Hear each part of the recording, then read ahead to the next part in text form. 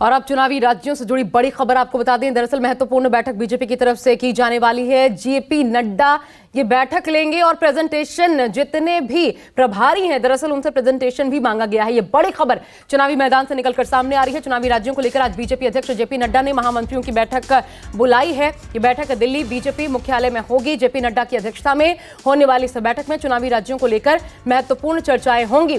जानकारी ये भी है मीटिंग में तेलंगाना, मध्य प्रदेश, छत्तीसगढ़, राजस्थान को लेकर जितने प्रभारी हैं वो प्रेजेंटेशन देंगे। साथ ही चुनावी रैलियों को लेकर बातचीत भी होगी। तो पूरा खाका एक तरीके से तैयार किया जाएगा। जमीनी हकीकत समझने की कोशिश होगी। प्रशांत देव हमारे साथ जुड़ गए हैं इस पर हमारे सहयोगी ज्यादा अपडेट के साथ। प्रशांत, बड़ी बात ये जो प्रेजेंटेशन की बात कही जा रही है, रैली डिसाइड होंगे ठीक, लेकिन प्रेजेंटेशन किन किन मुद्दों पर देना है आज प्रभारियों को अलग अलग चुनावी राज्यों को लेकर?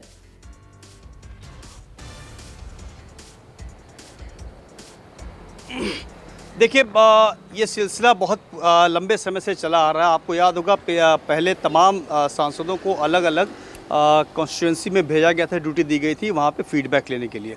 तो इसी तरीके से बहुत सा फीडबैक मैकेनिज्म बीजेपी लगातार लंबे समय से चला रही है।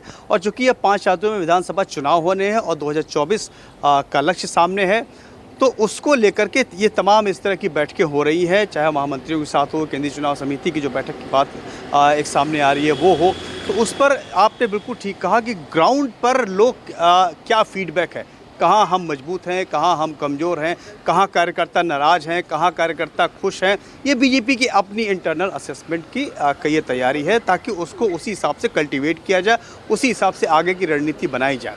और बीजेपी के बड़े नेताओं का, रणनीतिकारों का ये हमेशा मानना रहा है कि ग्राउंड से जो फीडबैक उनको मिलता है उस पर उनको एक्शन लेना है। तो उसी सिलसिले में आज की तमाम जो बैठक है बेहद महत्वपूर्ण है। जो फीडबैक दिया जाएगा उस फीडबैक के हिसाब से आगे काम करना है। और अब समय बहुत नज़दीक है। ऐसा माना जा रहा है कि बहुत जल्द चुनाव आयोग चुनाव की तारीखों का ऐलान भी करने वाला है। तो उस हिसाब से बीजेपी अपनी पूरी तैयारी में जुटी हुई है, रणनीति बना रही है। खासकर इस वक्त जो है देखिए, एक हमेशा चुनौतियाँ होती है। अब इंडिया गठबंधन, कोई कुछ कहे या न कहे, इंडिया गठबंधन ज़मीन पे किस तरीके का काम करेगा, क्या असर डालेगा, ये अभी न तो इंडिया गठबंधन को पता है न तो बीजेपी को पता है। ज़मीन पे क्या ताकत है उसकी आएगी। ये एक तरीके से 5 राज्यों का विधानसभा चुनाव होगा, उसमें एक तरीके का टेस्ट होगा। हालांकि ये लोकसभा चुनाव के लिए बनाया गया, लेकिन उसको भी अपने अपने टेस्ट के तौर पर लोग देखेंगे। इंडिया गठबंधन भी देखेगा और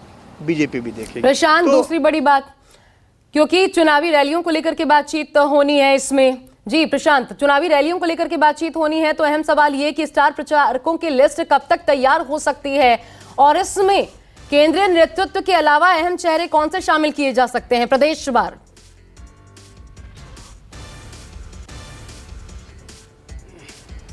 देखिए, अलग अलग प्रदेश की अलग अलग जो ज़रूरतें उसी हिसाब से बीजेपी उस पर काम कर रही है, उसी हिसाब से आगे करें। लेकिन बीजेपी का सबसे बड़ा फोकस इस वक्त यही है कि जहां वो कमज़ोर हैं, जहां वो स्लो हैं, जहां उनकी सरकार नहीं है, वहां सबसे ज़्यादा मजबूती से उनको आगे बढ़ना है। चाहे वो स्थानीय नेताओं को साथ जोड़ना हो। स्टार प्रचारक तो हमेशा होते हैं, लेकिन इस बार बीजेपी का जो जोर है कि जो लोकल, जो स्थानीय स्तर पर जो मजबूत नेता हैं उनको अपने साथ लेकर के आगे बढ़ना है। उनकी वो जो रणनीति बनाते हैं ग्राउंड पे, उनको लेके आगे चलना है। तो स्टार प्रचारक तो बिल्कुल होंगे, लेकिन स्टार प्रचारकों की एक अहम भूमिका में वो स्थानीय नेता भी होंगे, जो जैसे कि बार बार सवाल उठता है कि बहुत से ऐसे नेताओं को बीजेपी ने अपने साथ जोड़ा है जिनके पास न कोई बहुत बड़ी पार्टी है, न कोई जनाधार है, लेकिन वो जमीन पे काम जाहिर तौर पर सबको सेटिस्फाई भी करना है। जमीन से जुड़े नेताओं को पता है कहां कब कितनी तादाद में पहुंचना है, कैसे लोगों को लुभाना है। शुक्रिया आपका इस पर बातचीत करने के लिए प्रशांत। और